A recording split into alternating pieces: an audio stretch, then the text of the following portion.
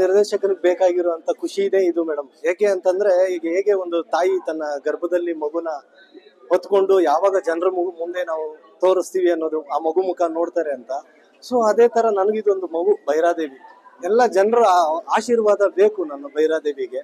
So ಎಲ್ಲರೂ ಬಂದು ನೋಡಿ ತುಂಬಾ ಚೆನ್ನಾಗಿದೆ ಅಂತ ಹೇಳ್ತಾ ಇರ್ಬೇಕಾದ್ರೆ ಒಂದಷ್ಟು ಸಿಕ್ಕಾಪಟ್ಟೆ ಖುಷಿ ಆಗುತ್ತೆ. ಎಷ್ಟು ವರ್ಷದ ಕನಸು ಸರ್ ನಿಮ್ದು ಡೈರೆಕ್ಟರ್ ಆಗ್ಬೇಕು ಅನ್ನೋಂತ ಒಂದು ಇರುತ್ತಲ್ವಾ ಮನಸ್ಸಲ್ಲಿ? ಇದು ಎಷ್ಟು ವರ್ಷದ ಕನಸು? ಅಂದ್ರೆ ನಾನು ಮುಂಚೆ ಆರೆಕ್ಸೂರಿ ಮಾಡಿದ್ದೆ ಮೇಡಮ್, ದುನಿಯಾ ವಿಜಯ್ ಸರ್ದು ಆರೆಕ್ಸೂರಿ ಮಾಡಿದ್ದೆ. ಅದಾದ್ಮೇಲೆ ಮತ್ತೆ ಒಂದು ರಾ ಸಬ್ಜೆಕ್ಟ್, ಒಂದು ಮಾಸ್ ಸಬ್ಜೆಕ್ಟ್ ಎತ್ಕೊಂಡು ಒಂದು 2 years ಏನೋ ಒಂದು ಗ್ಯಾಪ್ ಆಗೋಯ್ತು. ಆ ಗ್ಯಾಪ್ ಆದ್ಮೇಲೆ ಒಂದಷ್ಟು ಗೊತ್ತಲ್ಲ ನಮ್ಮ ಇಂಡಸ್ಟ್ರಿಲಿ ಎಲ್ಲ ಹೀರೋಗಳು ತುಂಬಾ ಬ್ಯುಸಿ ಇದ್ರು. ನಾನು ಸೆಲೆಕ್ಟ್ ಮಾಡಿದಂತ ಹೀರೋ ಎಲ್ಲರೂ. ಸೊ ಹಾಗಾಗಿ ಸರಿ ಏನ್ ಮಾಡೋದು, ಏನಾದ್ರು ಒಂದು ಮಾಡೋಣ ಅಂತಂದಾಗ ನನಗೆ ಈ ರೀತಿ ಒಂದು ಇನ್ಫಾರ್ಮೇಶನ್ ಬಂತು, ಒಂದು ಫಿಮೇಲ್ ಓರಿಯೆಂಟೆಡ್ ಕತೆ ಹುಡುಕ್ತಾ ಇದಾರೆ ಅಂತ. ಬಟ್ ಬರೀ ಫಿಮೇಲ್ ಓರಿಯೆಂಟೆಡ್ ಇದ್ರೆ ನಮಗೆ ಇಲ್ಲಿ ವರ್ಕ್ ಆಗೋದಿಲ್ಲ. ಯಾಕಂದ್ರೆ ಹಿಂದೆ ನೀವು ನಮ್ಮ ರಾಧಿಕಾ ಮೇಡಮ್ ಅವ್ರನ್ನ ನೀವು ಅಳು ಅಂತ ಪಾತ್ರದಲ್ಲೇ ಸುಮಾರು ನೋಡಿರ್ತೀರಾ. ಬರೀ ಕುಟುಂಬಕ್ಕಷ್ಟೇ ಸೀಮಿತವಾಗಿರ್ತಾ ಇದ್ರು. ಸೊ ಅದನ್ನೆಲ್ಲ ದಾಟಿ ಒಂದು ಕೈ ಮುಂದೆ ಹೋಗಿ ಬೇರೆ ಏನಾದ್ರು ಮಾಡಬೇಕು. ಯಾಕಂದ್ರೆ ನಾನು ಒಂದು ಮನೇಲಿ ಅಳ್ತಾರೆ, ಯಾರೋ ಅತ್ತೆ ಕಿರಿಕಿರಿ ಕೊಡ್ತಾರೆ, ಇಲ್ಲ ನಾದ್ನಿ ಕಿರಿಕಿರಿ ಕೊಡ್ತಾರೆ, ಆ ರೀತಿ ಕತೆ ಮಾಡ್ಕೊಂಡ್ರೆ ಇಲ್ಲಿ ಉಳ್ಗಾಲ ಇಲ್ಲ ಅನ್ನೋದು ನನಗೆ ಗೊತ್ತಾಯ್ತು. ಸೊ ಹಾಗಾಗಿ ಹೊಸದಾಗಿ ಇದು ಅಂದ್ರೆ ನಮ್ಮ ಭಾರತೀಯ ಚಿತ್ರರಂಗದಲ್ಲೇ, ಕರ್ನಾಟಕ ಅಲ್ಲ ಭಾರತೀಯ ಚಿತ್ರರಂಗದಲ್ಲೇ ಒಂದು ಹೆಣ್ಣು ಅಗೋರಿ ಪಾತ್ರದ ಸಿನಿಮಾ ಯಾವುದು ಬಂದಿಲ್ಲ. ಸೊ ಈ ರೀತಿ ಒಂದು ಕಾನ್ಸೆಪ್ಟ್ ಎತ್ಕೊಂಡು ಇದನ್ನ ಬೇರೆ ತರ ಒಂದಷ್ಟು ವರ್ಕೌಟ್ ಮಾಡಿ ಒರಿಜಿನಲ್ ಮಂತ್ರಗಳು ಹಾಕಿ, ಅದಾದ್ಮೇಲೆ ನಮ್ಮ Ramesh Aravind sir, Skanda sir, Suchi sir, Rangayana Raghu sir, Ravishankar sir, Anu Prabhakar madam ಎಲ್ಲರನ್ನು ಒಂದಷ್ಟು ಹಾಕಿ ಒಂದು ಟೋಟಲ್ ಪ್ಯಾಕೇಜ್ ತರ ಪ್ಲಾನ್ ಮಾಡಿ ಸ್ಕ್ರೀನ್ ಪ್ಲೇ ಮಾಡಿ ಜನರ ಮುಂದೆ ತಂದು ಇಟ್ಟಿದ್ದೀನಿ. ಎಲ್ಲ ನೋಡಿ ಖುಷಿ ಪಡ್ತಾ ಇದ್ದಾರೆ. ಎಲ್ಲ ಸೆಲೆಬ್ರಿಟೀಸ್ ಖುಷಿ ಪಟ್ಟಿದ್ದಾರೆ ಮೊನ್ನೆ ನೋಡಿ. ಇನ್ನ ನೋಡ್ಬೇಕು ಮುಂದೆ ಹೇಗೆ ತಗೊಳ್ತಾರೆ ಅಂತ. ರಾಧಿಕಾ ಕುಮಾರಸ್ವಾಮಿ ಅವರಿಗೆ ಡೈರೆಕ್ಷನ್ ಮಾಡಬೇಕಾದ್ರೆ ನಿಮಗೆ ಏನು ಅನಿಸ್ತಾ ಇತ್ತು? ಆ ಅನುಭವದ ಬಗ್ಗೆ ಹೇಳೋದಾದ್ರೆ ಏನು ಹೇಳ್ತೀರಾ? ರಾಧಿಕಾ ಮೇಡಮ್ ನಾನಂತ ಅಂದ್ಕೊಂಡೆ ಅವರು ತುಂಬಾ ಸ್ಟ್ರಿಕ್ಟು, ಏನು ಬೇರೆ ತರಾನೇ ನಡ್ಸ್ಕೊಳ್ತಾರೆ ಅದು ಇದು ಅಂತ. ಅವ್ರು ನಿಜವಾಗ್ಲೂ ಮಗು ಅಂತ ಹೇಳಕ್ ಇಷ್ಟಪಡ್ತೀನಿ ನಾನು.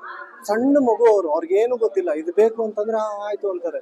ಮೇಡಮ್ ನಿಮ್ಗೆ ಯಾಕಂದ್ರೆ ನಾನು ಬೇರೆಯವ್ರ ಬಗ್ಗೆ ದೂಷಿಸ್ತಾ ಇಲ್ಲ.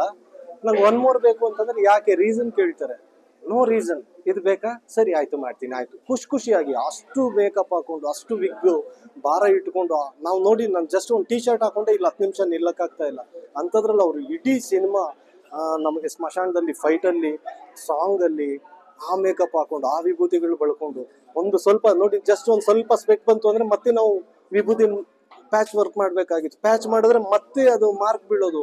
ಅಯ್ಯೋ ಎಷ್ಟು, ಅದೇ ನಾನು ಹೇಳಿದ್ನಲ್ಲ ಮುಂಚೆ ಕಾಟ ಕೊಟ್ಬಿಟ್ಟಿದ್ದೀನಿ ಅಂತ. ಅವ್ರಿಗೆ ಮಾಸ್ಕ್ ಹಾಕಕ್ ಬಿಡ್ತಾ ಇರಲಿಲ್ಲ ನಾನು. ಅಲ್ಲೇನೋ ಸ್ಮೋಕ್ ಅದು ಇದು ಬರ್ತಾ ಇದ್ದಾನೆ, ಮಾಸ್ಕ್ ಹಾಕ್ಬೇಡಿ, ಜಸ್ಟ್ ಏನು ಮಾರ್ಕ್ ಬಂದ್ಬಿಡುತ್ತೆ. ಮತ್ತೆ ಅದನ್ನ ನಾವು ಪ್ಯಾಚ್ ಮಾಡ್ತು ಅಂದ್ರೆ ಮತ್ತೆ ಚೆನ್ನಾಗಿ ಕಾಣೋದಿಲ್ಲ ಅಂತೆಲ್ಲ ಒಂದಷ್ಟು ಹೇಳಿ ಸಿಕ್ಕಾಪಟ್ಟೆ ಖುಷಿ. ಶೂಟಿಂಗ್ ಟೈಮ್ ಅದ್ರ ಬಗ್ಗೆ ಏನು ಹೇಳ್ತೀರಾ? ಎಷ್ಟು ಕಷ್ಟ ಆಗ್ತಿತ್ತು ಆರ್ಟಿಸ್ಟ್ಗಳು, ಕಷ್ಟ ಎಷ್ಟು ಮಾಡ್ತಿರ್ಬೇಕಾದ್ರೆ ಜಾಸ್ತಿ ಜನ ಅಂದ್ರೆ ಇರುವಾಗ ಒಂದು ಸ್ಮಶಾನದಲ್ಲಿ ಇರ್ಬೋದು ಅಥವಾ ಅಗೋರಿಗಳು ಇಷ್ಟು ಜನ, ಅದ್ರ ಬಗ್ಗೆ ಎಷ್ಟು ಶ್ರಮ ಇತ್ತು ಅನ್ನೋದು? ಅಂದ್ರೆ ನಾವಿಲ್ಲಿ ಸ್ಮಶಾನದಲ್ಲಿ ಶೂಟಿಂಗ್ ಮಾಡ್ಬೇಕಾದ್ರೆ ನಮಗ್ ತೊಂದರೆ ಕೊಟ್ಟಿದ್ದು ಜನರಿಂದ ಯಾವ್ದು ಅಲ್ಲ, ಪ್ರಕೃತಿ. ಮಳೆ, ನಾವ್ ಎಲ್ಲೇ ಕ್ಯಾಮ್ರಾ ಇಟ್ರು ಡಬ ಮಳೆ ಬರೋದು. ನಾವು 6 ಗಂಟೆ ಕಾಲ್ ಶೀಟ್ ಇಟ್ಕೊಂಡು 2 ಗಂಟೆಗೆ 6 to 2 ಪ್ಲಾನ್ ಮಾಡ್ತಾ ಇದ್ವಿ. ನೋಡಿದ್ರೆ ಕರೆಕ್ಟಾಗಿ ಒಂದು 9 ಗಂಟೆ 10 ಗಂಟೆಗೆ ಮಳೆ ಬರೋದು. ಅದು ನಿಲ್ತಾ ಇದ್ದಿದ್ದೆ ಬೆಳಗಿನ ಜಾವ 2:30ಗೆ. ನಮ್ಗೊಂದಷ್ಟು ಶೂಟೇ ಮಾಡಕ್ ಆಗ್ತಾ ಇರಲಿಲ್ಲ.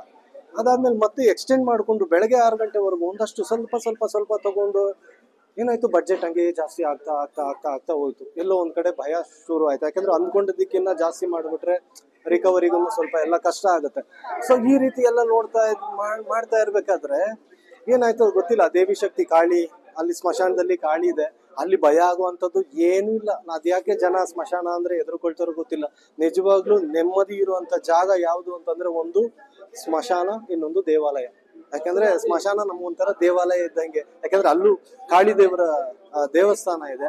ಅಲ್ಲೇ ಒಂದಷ್ಟು ನಾವು ಕೂತ್ಕೊಂಡು ಊಟ ಮಾಡ್ಕೊಂಡು ಆರಾಮಾಗಿ ನೆಮ್ಮದಿಯಾಗಿ ಶೂಟ್ ಮಾಡಿದ್ವಿ. ನಮ್ಗೆ ಯಾವುದೇ ಅಡಚಣೆ ತೊಂದರೆ ಏನೂ ಆಗ್ಲಿಲ್ಲ.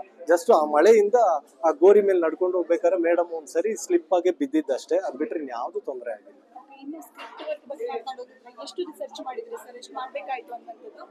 ಅಂದ್ರೆ ಒಂದು 15 ದಿನದಲ್ಲಿ ನನಗೆ ಒಂದು ಔಟ್ಲೈನ್ ರೆಡಿ ಮಾಡುವಂತ ಚಾಲೆಂಜ್ ಇತ್ತು. ರೆಡಿ ಮಾಡಾದ್ಮೇಲೆ ಒಂದಷ್ಟು ಮಂತ್ರಗಳು ಕಲೆ ಹಾಕಿ ಅದನ್ನ ನಾನು ಮೇಡಮ್ ಅವ್ರ ಹತ್ರ ಎಕ್ಸ್ಪ್ಲೋರ್ ಮಾಡಾದ್ಮೇಲೆ ಮತ್ತೆ ಒಂದಷ್ಟು 6 ತಿಂಗಳ ಕಾಲ ನಾನು ಆಕ್ಚುಲಿ ಕಾಶಿಗೆ ಹೋಗಿದ್ದೆ. ಹೈದ್ರಾಬಾದ್ಗೆ ಹೋಗಿದ್ದೆ, ಒಂದಷ್ಟು ಗುರುಗಳನ್ನ ಭೇಟಿಯಾದೆ. ಆಮೇಲೆ ಸ್ಮಶಾನದಲ್ಲೇ ಬಂದು ಕುತ್ಕೊಂಡು ಆ ಒಂದು ಅಲ್ಲಿ ಅದೊಂದು ವೈಬ್ ಇದೆ ಸ್ಮಶಾನದಲ್ಲಿ. ನಮ್ಗೆ ಹೆಂಗೆ ದೇವಸ್ಥಾನದಲ್ಲಿ ಒಂದು ವೈಬ್ರೇಷನ್ ಬರುತ್ತೆ, ಆ ರೀತಿ ನಮ್ಗೆ ಸ್ಮಶಾನದಲ್ಲೂ ಒಂದು ವೈಬ್ರೇಷನ್ ಬರುತ್ತೆ. ಅಲ್ಲೇ ಕೂತಾಗ ಒಂದಷ್ಟು ನನಗೆ ಸೀನ್ಸ್ಗಳು ಕ್ರಿಯೇಟ್ ಆಯಿತು. ಯಾಕಂದ್ರೆ ನೀವು ಈ ಇಂಟರ್ವಲ್ ಬ್ಲ್ಯಾಕು ಅದೆಲ್ಲ ನೋಡ್ತಾ ಇದ್ರೆ ನನಗೆ ಈ ಸೀಕ್ವೆನ್ಸ್ ಇಲ್ಲೇ ಮಾಡಬೇಕು, ಇದಿಲ್ಲೇ ಕರೆಕ್ಟಾಗಿರುತ್ತೆ, ಅಲ್ಲಿ ತಾನಾಗೇ ಉಳಿತಾ ಬರುತ್ತೆ. ಅಷ್ಟು ನೆಮ್ಮದಿಯಾದಂಥ ಜಾಗ. ಸುಮಾರು ರಿಸರ್ಚ್ ಮಾಡಿದ್ವಿ, ಮಂತ್ರಗಳಾಗಿರ್ಬೋದು. ಇವಾಗ ನೀವು ನೋಡ್ತೀರಾ ಅದರಲ್ಲಿ ಒಂದು ಕ್ಲೈಮ್ಯಾಕ್ಸ್ ಅಲ್ಲಿ ಒಂದು ಮಂತ್ರ, ಒಂದು 18 ಮಂತ್ರ ಇದೆ ನಮ್ಮ ಭೈರಾದೇವಿಲಿ.